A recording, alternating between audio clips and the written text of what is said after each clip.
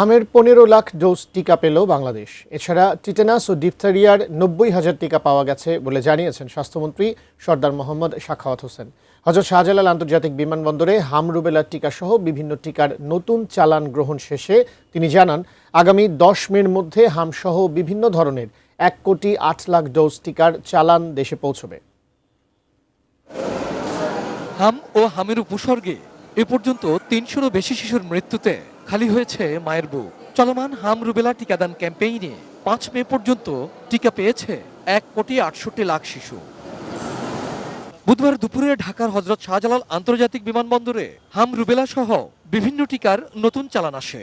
বিমানবন্দরেই টিকার সেই চালান ইউনিসেফের কাছ থেকে গ্রহণ করেন স্বাস্থ্যমন্ত্রী।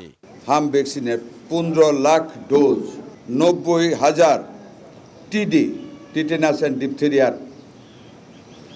ভ্যাকসিন আমরা একসাথে রিসিভ করলাম। 93% আমরা অ্যাচিভ করেছি।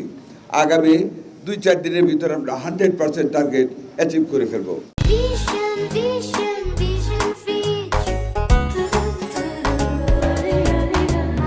বিমানবন্দরের ভিআইপি গেটের সামনে এক সংবাদ সম্মেলনে কিভাবে কোন প্রক্রিয়ায় কতগুলো টিকার চালান দেশে আসছে তাও উপস্থাপন করেন তিনি।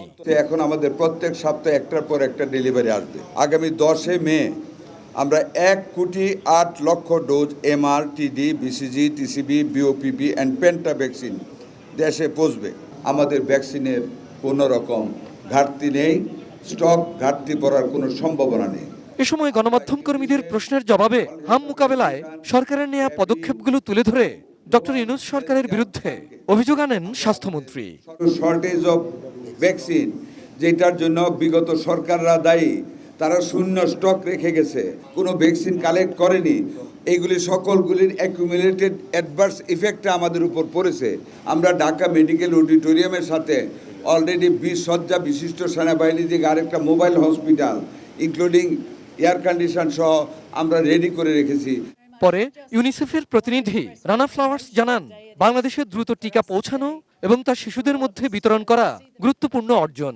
ভবিষ্যতে টিকার ঘাটতি এড়াতে কার্যক্রম পরবর্তী মূল্যায়ন, সময়মতো টিকা সংগ্রহ ও সরবরাহ নিশ্চিত করার উপর জোর দেন তিনি।